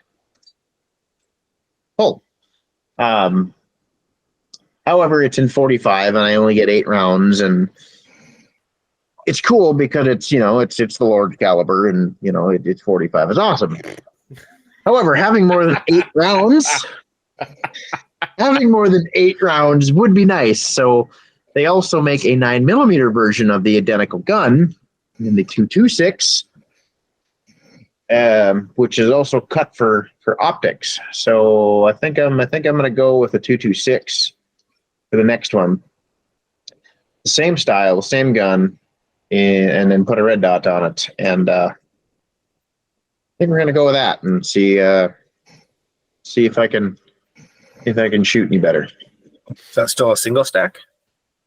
What's that? No, that is actually double. So that one runs 21 round magazines. So my capacity is almost tripled. So same trigger, same gun, same holsters, even same frame size. They flare the mag well out a little bit, but on my 45, I have massive grips on it. So the overall size of the grips is not changed at all. And I get 21 rounds of 9mm versus 8 rounds of 45 auto. So trade-off, but I also have 4,000 rounds of 9mm and not nearly that in 45 auto. So we're going to start shooting something a little cheaper. I was going to say 9mm is also cheaper. Yeah, 9mm is, the last one stuff I bought was like 27 cents a round. 45 auto is still just about 60. So, which is still cheap compared to the 50A that my brother shoots. Oh my God. Yeah. $3 a round right now. Yeah. So I mean, I would love to be able to shoot that consistently. However, I'm not a software engineer or an IT tech, so I can't afford that. My brother doesn't shoot his regularly either. His deal is like a drug dealer, though. When he lets you shoot it, he says the first one's free. After that, you got to buy your ammo. Yeah, but it is a very fun gun to shoot. But yeah, they're quite fun. I have shot them. They are quite fun. They're very addicting to shoot, but they're very expensive. My father-in-law actually has one in 357 Magnum, and in 357 they're much more reasonable to shoot, and they're much more mild than that 50. That 50 is obnoxious but fun. Well, I mean, you are shooting a Lincoln Log out of it. Yeah. I believe the term I heard was flying trash cans. Well, the next shoot that we're going to do at the fun place is going to be a pretty cool one, because we're going to try and emulate some of the Top Shot challenges. I don't know if you guys ever watched that show or not, but it was on the History Channel, and they would come up with all kinds of weird and oddball trick shots that you had to do. So some of them we're gonna do are, excuse me, Cold Smoke. Just put it anywhere. Jeez. That Cold Smoke just decides it wants to announce his presence. You have to shoot the tip off of a Q-tip at 10 yards, or you have to put a bullet through the center hole of a CD, or you gotta shoot a large mason jar while blindfolded. Some of them are 1,000-yard shot with a Barrett 50. Some of them are like tomahawk throwing. We're gonna stick with the close range handgun stuff, so we're gonna stick with that real fine precision stuff and that cutting playing cards in half and Q-tips and CDs and stuff like that. But we're going to throw a twist in there, and I'm going to bring out all of the weird, oddball, random guns that I have and that some of the other guys have, and you're going to have to shoot them with them instead of your normal carry guns and your normal guns that you usually shoot. So it's going to be a good time. You'll like this one, JS. My brother-in-law texted me earlier today asking what the best way to wipe a hard drive from a laptop he's ready to dispose of is. My answer was my favorite method is a bullet, Yep. but a hammer will also suffice if. Yeah, you can do the Hillary method, or you can do the redneck method, whichever one you choose. And he has a Creedmoor, so he'll have fun with it, I'm sure. Ooh. Does the magnet trick really work? Like the Bird Notice electromagnet? Not sure what you're talking about. So you basically you make yourself an electromagnet. You take a piece of iron, you wrap copper wire around it, you put a current through it, you make yourself a magnet. You stick that to your hard drive, and it's supposed to wipe them. In theory, it would, yeah, because I mean, at least a spinning disk drive, the new solid states, it wouldn't, because they're not relying on magnets to move the data around. But All right. a bullet will take care of it no matter what. Yeah, I've heard from investigators in the field that even if the hard drive has been damaged, or as long as it hasn't been like had a bullet through it, you just stick them in a freezer and let them sit for a while. You can get them to spin up like one more time after pulling them out of that freezer and pull the data off them. Yeah, and even like if you do a format on your hard drive, the data is technically still there. It's just a matter of how you can get to it. Yeah, well, I see. But if you put a bullet through it, there's no getting to it. Right. At least not all of it. You'll get some ones or some zeros, but you're not going to get everything. You can actually still pull something off of it, huh? I mean, what's left of the plate, yeah. I mean, you can pull something off of it, but it's not going to be usable. So you mean it's not going to be like a perfect picture ID of a terrorist? Right. Yeah, I mean, you're not even going to have a clue what the data you're able to extract was unless you get extremely lucky. Huh. And even then, I don't think you'd get that lucky. But yet the FBI would still manage to randomly to pull everything you've ever searched in your Google history off that hard drive. I just get that from Google. Yeah, right. That magic back door that they put in for him. We're going way off the deep end here, Howie. I mean, it's fine with me. I mean, I put stuff on the run sheet. Kidder didn't. He ignores it. I did look at it, although I tried to access it from the one you sent me, and it was access denied, so I had to go to the one Kidder sent me because his actually worked. Oh, weird. I'm just glad Kidder sent you one. It means he actually did something for this show. All right. So, see you later. We covered topic 4. I mean, we could move to topic 5, but that's kind of Howie's deal. Well, actually, it's mine, actually. Yeah. That's the Christmas presents I gave the guys. So there we go. I see Kidder's on the floor behind him. Mine's just off screen here. I mean, could you at least done a smaller box? I could have done a little bit smaller box, like the size of Kidder's. Kidder's fits pretty well in his box. Yeah. Phrasing, okay? Calm down. So I will ask Local Geek, are these the same thing? They are. So that means, Kidder, we got to do the old simultaneous open. There is at least a 2 mark on here, so that's good. I didn't get Howard's, and it's not going to explode in my face. Glitter bomb, glitter bomb, glitter bomb, glitter bomb. I'm not that mean. I would hope not.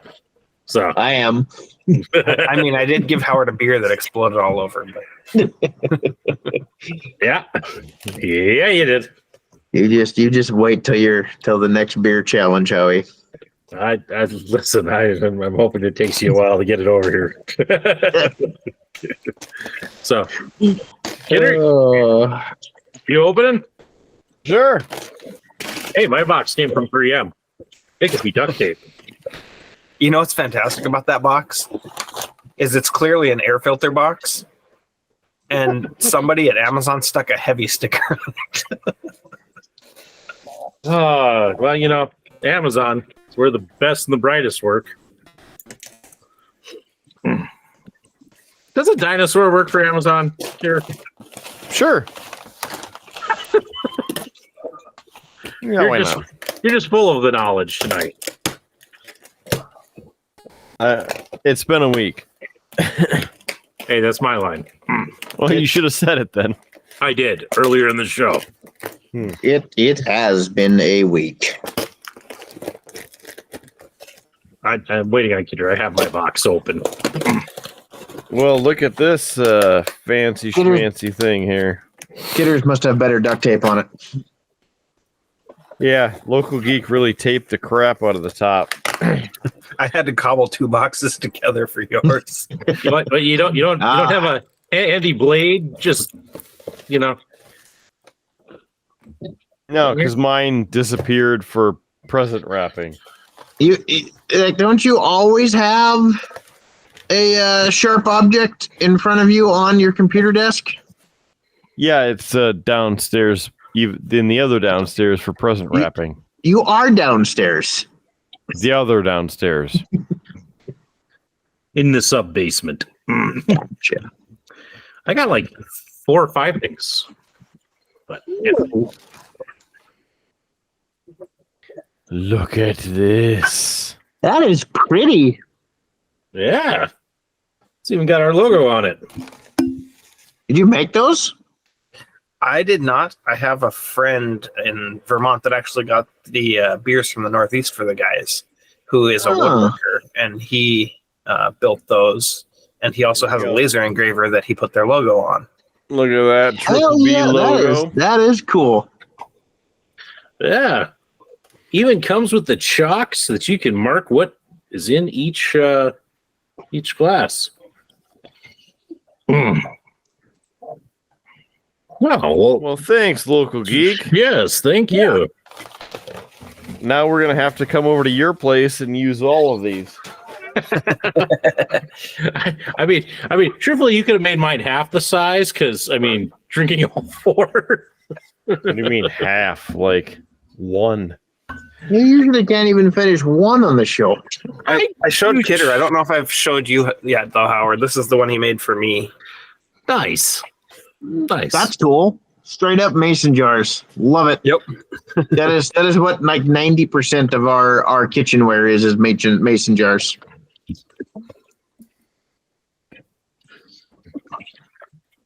And for the record, I mostly have 2 on the show, except for when I'm parent in charge, like tonight. Yeah, I thought they would be a cool little gift for you, though, especially with the Triple B logo on them. And like I said, I was going to put the Man, the Myth, Legend on Kidder's and the Howie's Cave of Wonder on yours, but the stickers didn't fit. So it's all right. I'm gonna have to clear some room on the old set back here and put it up on display. On display, it's going to be used every episode from here on. I had no promises.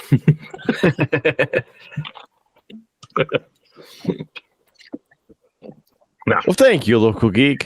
Yeah, welcome. Yeah.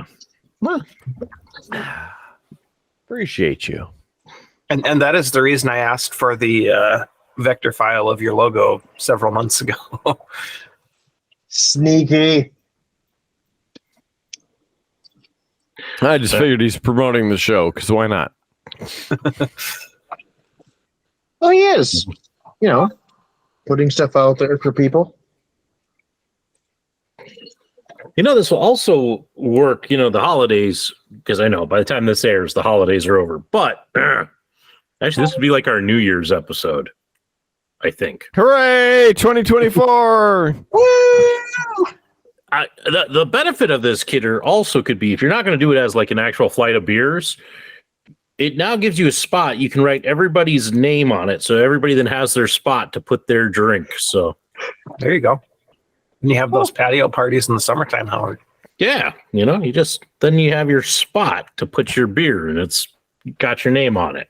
Those ones are pretty close to a pint glass, I think. Yeah. That's probably how I'll use mine, but no, it's cool. It's cool. Thank you. Damn, this is good beer. It is. Mhm. Now you're going to want to go to Montana. I might have to make a road trip tomorrow. I mean, I think you could wait, but let the roads clear up. Yeah. If you really need one that bad tomorrow, JS, I've got one in the kegerator. All right, I'll keep that in mind. It's not worth risking your life to drive that far. I'm used to it.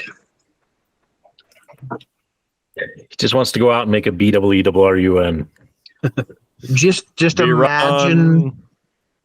Just imagine all of the people that I could save along the way and drive them down the sketchy hills.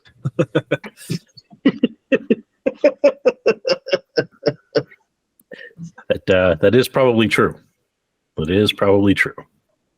I was gonna wait until the father of the one girl showed up, but the longer I sat there, the more I had to leave because it was just one near accident after another, and I had to go.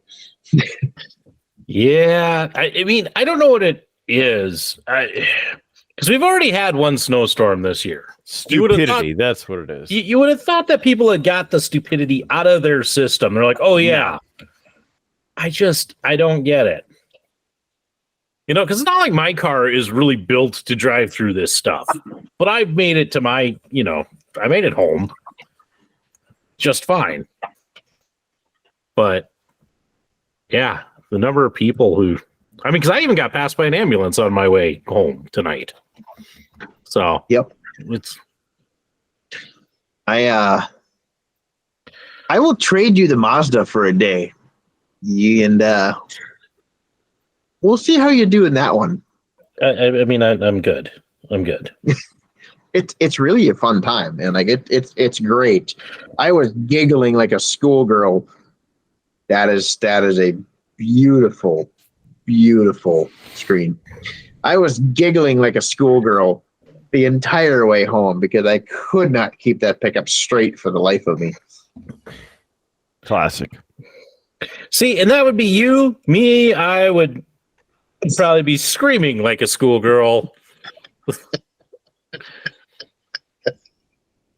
Because my luck is not that great. And so I'd be probably more scared for my life. I would be more than willing to take you for a ride, Howie. I'm good. I'm good. I've driven or at least ridden with Kidder in the snow, so I'm good. Ask LcL Geek about that. Kidder's got nothing on me and the Mazda, especially when it's windy and icy. Yeah, that is very true. But LcL Geek has quite the story of the snow. Mm-hmm. That he does. In riding with me from 20 years ago. Right, LcL Geek? God, was it that long ago? Yeah, yes. You guys are getting old.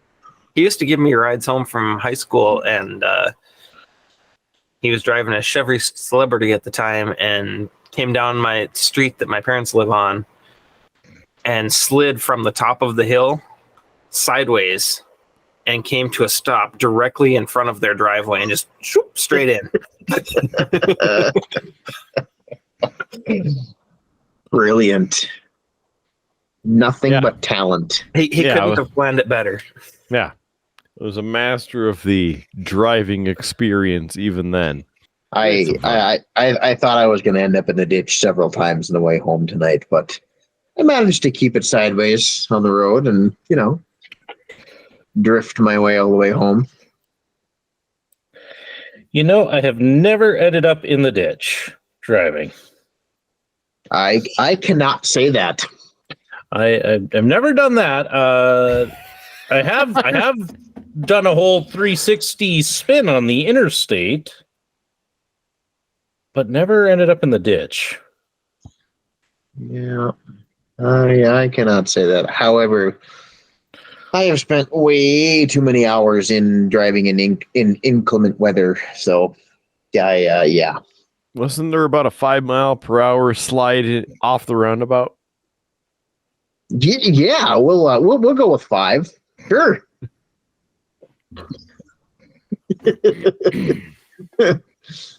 We won't add a 0 to that. Yeah. I mean, I've done the 5-0 myself, but well, that was not the high number. So I may have come off the roundabout in a car and put it in a snowbank. Found a way out. Yeah. jam the gas pedal. It may have involved a payloader, but why not? I mean, if you have access to the payloader, I mean, Payloader or pickup? I don't remember on that one. well, I will say, JS is not the only person who's been working on stuff throughout this episode. We couldn't tell. Well, listen. Mr. Looking Down 90% of the episode. Hey, you know what? All we get this episode is a forehead. Yeah, deal with it. The paint cam is actually the paint cam isn't back. Howard's painting on the show again. Mm-hmm. Dang it. What? Listen, Here. that receding hairline is getting awful shiny. Got a view of Howard's camera right here. Yeah, I mean, Kit. Hold on. I got the camera right here. I'm in the middle of something here, guys. Got something for you right here. hey, I'm just gonna say, Howard's Cave of Wonders still the most popular series that we've done. I don't know about that. You got 3 views.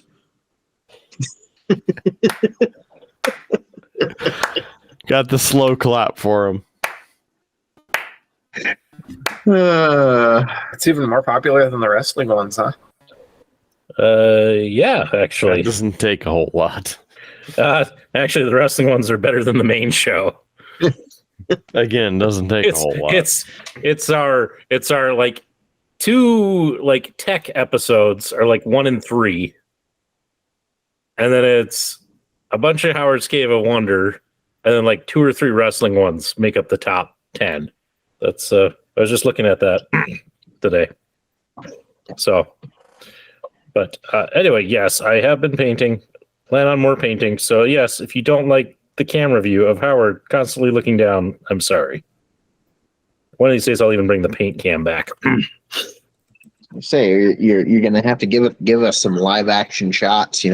I've at least been entertaining the crowd. With some like action reloads and whatnot.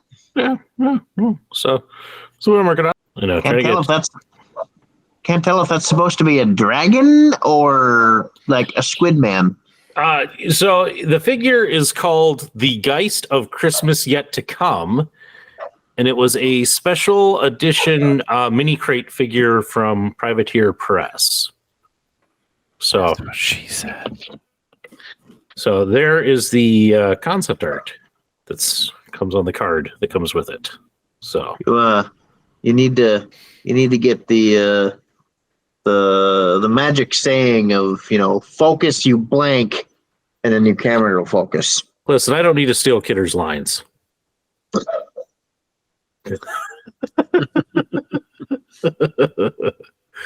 Yeah. Anyway, Oh, there we go. Oh, hey, now we can tell what it is. Yeah. So there's the concept art of it. Ah. Yeah. So it's a seahorse. Something like that. Yeah. So fun info on the back, which of course is back for you guys. But this was the third mini in that series. Came out in December 2017. It was based on the original Feral Geist from the game Hordes, with a reverent nod to Mr. Charles Dickens. So, yeah. So that's what I've been working on, at least tonight. So So how Go many ahead. hit points? How many hit points does that one carry? I don't know. I don't know. I paint them because they're cool. And then the other one that I've been working on in the evening while my wife has been painting or wrapping presents. This is General Berg, Thunderstone Berg from the game Riot Quest. So he's basically a troll who has found some army gear and has outfitted himself. So this guy's almost done. It appears as he is wearing a tactical kilt. Yes, he is. Along with a cigar, a gun, and it's kind of hard to see, but he's got aviators on. So working on wrapping him up. I got just a bit left to do on him. So yeah, it's been what I've been doing. Mm-hmm. And with that, Kidder, we've been talking for quite a while. Sorry, that's the best transition I can come up with. But time we wrap this thing up with some cheap plugs. Well, JS isn't done drinking, so I don't know if we can Round wrap it up. 4. Sorry, I didn't mean to cut you off. No, you didn't cut me off. I literally tossed it to you because you're not done drinking. So I don't know if we can end this. Listen, I opened round 4 with a summer shandy, and it is brilliant. The weather has already improved. The bird feeder has stopped trying to scare the crap out of me. And it is a bright, sunshiny day outside simply because I have opened up the summer shandy and have begun consuming the wonderfulness and the sunshiny goodness that is inside. I'd also like to point out, Kidder, if we're going to wait for JS to be done drinking to end this show, we're going to be here all night. Correct. So settle in, folks. It's going to be a long ride. We're going for a 5-0.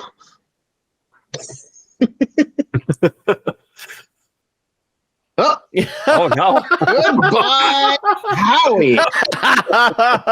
He just left. Okay. And he's back. The main attraction of the show has returned, folks. I just had to make the joke. But It wasn't long enough. I am the parent in charge tomorrow, and so I would like to get some sleep No. so I can put up with the 2 kids. It's not even midnight yet. Yeah, I know, but I got a little girl who keeps getting up at 3:30 in the morning. Oof.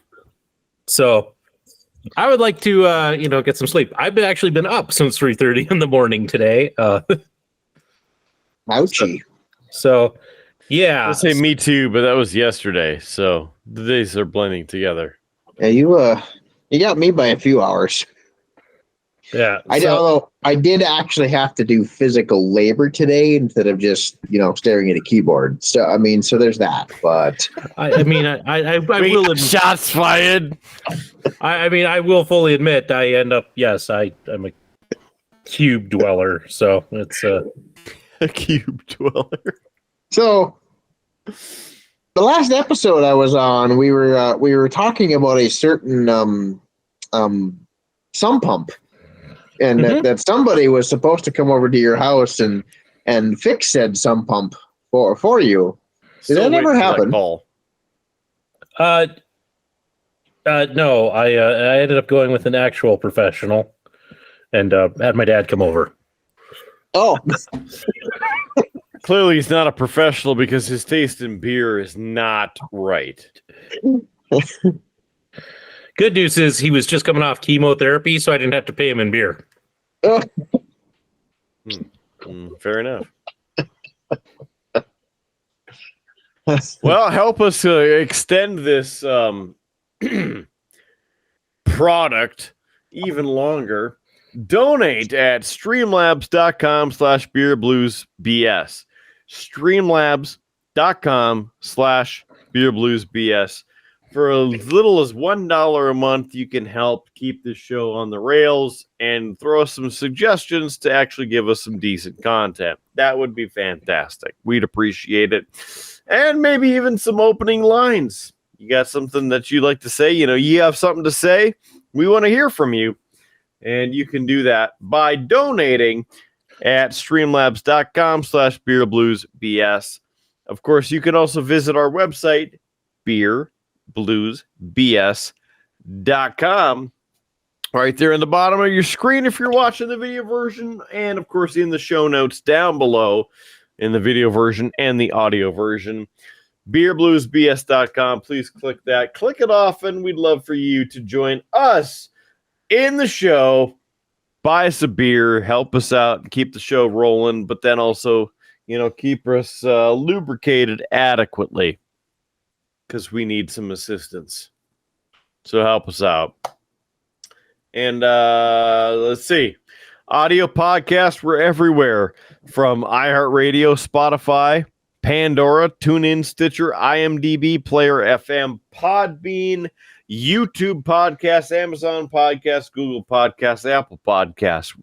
Search beerbluesbs.com or Beer Blues and BS for everything. Also, visit our website, beerbluesbs.com. Again, I mentioned that before, but, visit it again because we have a merch store. You click on merch right at the top of the page, you get a great merch store. We also have a merch store on Streamlabs, streamlabs.com/beerbluesbs/merch. Great merch store there. You can get some wonderful pint glasses, t-shirts, sweatshirts, hats. Like for winter, you get a stocking cap. It's that time of the season. Get some hat on there. Bam, you're good to go. Beer Blues and BS, the hat, available at streamlabs.com/beerbluesbs or beerbluesbs.com. Click on merch. Aside from that, the video version available on YouTube. We'd love for you to smash that sub button, click the like button, hit the share button, which LcL Geek, for whatever reason, I haven't been seeing it shared all over your Facebook page and the home brew page. So I don't know if you actually like being on the show, if you just kind of like, yeah, I love being here, guys, but only that I think I shared all the ones I've been on except the one that came out this week. Just in a select group of people, not to the world. Huh?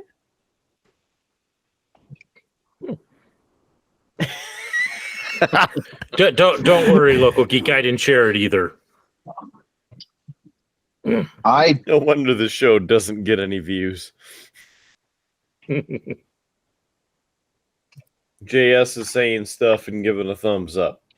I said I definitely shared all of them.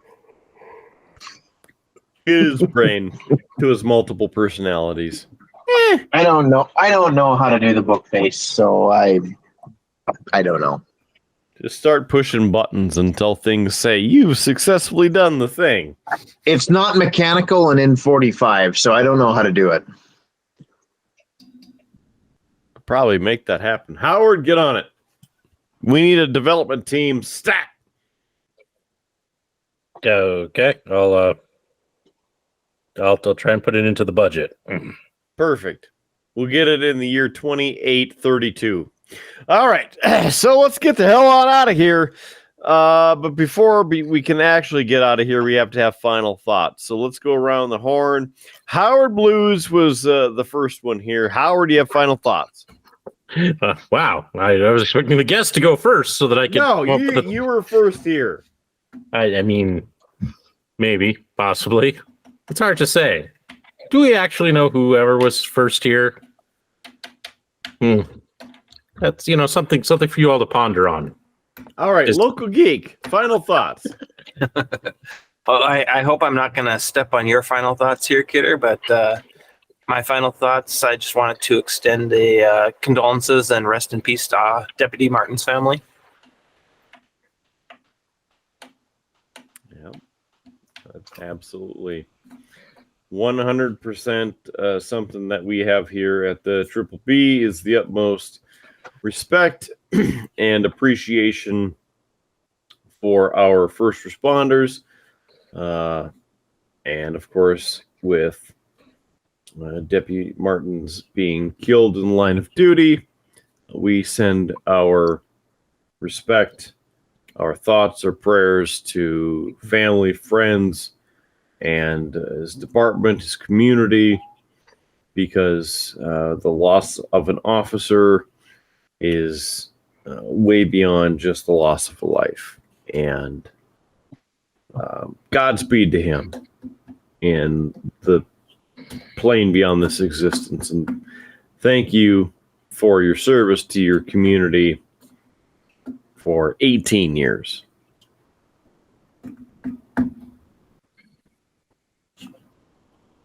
LcL Geek, thank you for that. J.S. Gunslinger, he's got his weapons ready to go, and he's gonna hit the town. That seemed awful. Awful Styling dark. and profiling. He's gonna show off his tactikilt. Yes, that will happen. Closing thoughts. One, it's the time of season, the time of the year to check on your friends, especially the ones you don't talk to very often. Give them a call, reach out. And two, if you're going to caliber, make sure it's the Lord's caliber and go in 45. Okay, JP. We gotta throw some humor in there at the end. That's why I said, okay, JP. All right. Well, I guess that's enough of the round table for tonight. So we'll square it off, say, let's get the hell on out of here. I'm the man, the myth, legend, Mark Kidder. No real final thoughts for tonight other than what we've already discussed. So for this episode of Beer, Blues, and BS, keep your glass at least half full. There's free beer tomorrow, and we will catch you on down the ditch next to the Tuscan Highway because it's icy as hell. So have a good one. We'll see you on the next episode of Beer, Blues, and BS. You have been listening to a UA production of Beer, Blues, and BS. If you enjoyed the show, help others find out about it by rating the show or leaving a review at your podcast listening service of choice. Thanks for listening, and may your glass never be empty.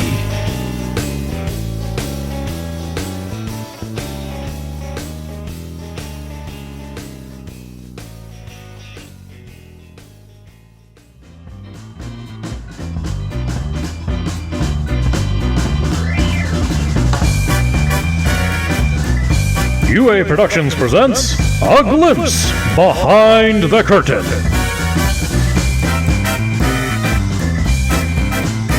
All right. Another episode down. Woo!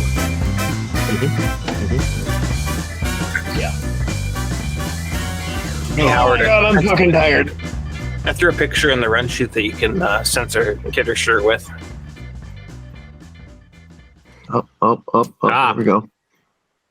Oh, that's the one that says access denied. I gotta go to the other one. Yeah, that'll work. Ooh. That'll work. Get a little crazy with one of the squiggles there, I think. those were just from when he was moving around, I think, while I took a screenshot.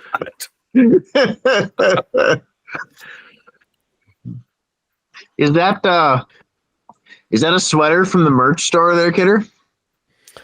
No. LcL Geek actually shared the link. I think the one I shared with you said I need a beer. Yes, but there was whiskey, and we know whiskey is superior to beer, even though it's in the name of the show. Oh, what the hell? That is That is a pretty badass sweater. I'm not gonna lie.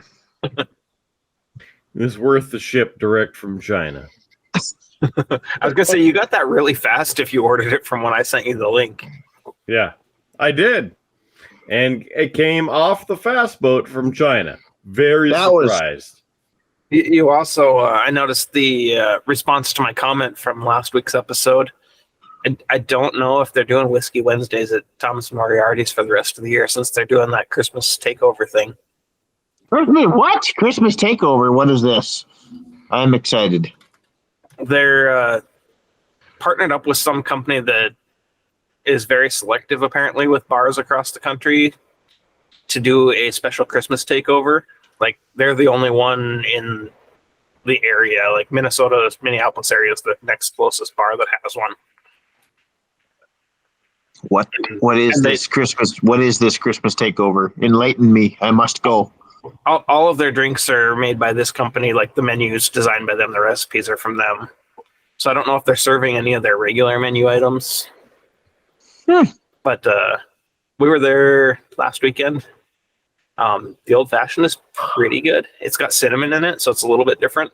Obviously, they had to Christmasize it, so it's got cinnamon in it. Nothing will beat Rachel's old fashioned.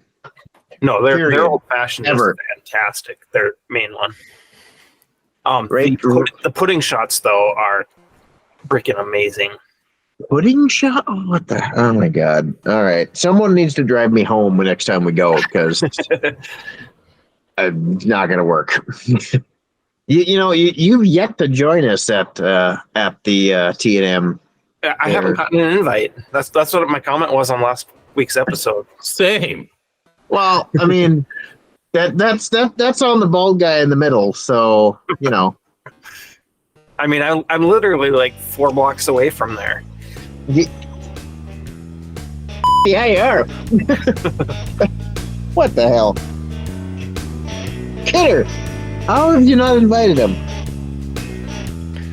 Because, we talk about things and do things and then drink and then other things and then humor and laughter and then things. And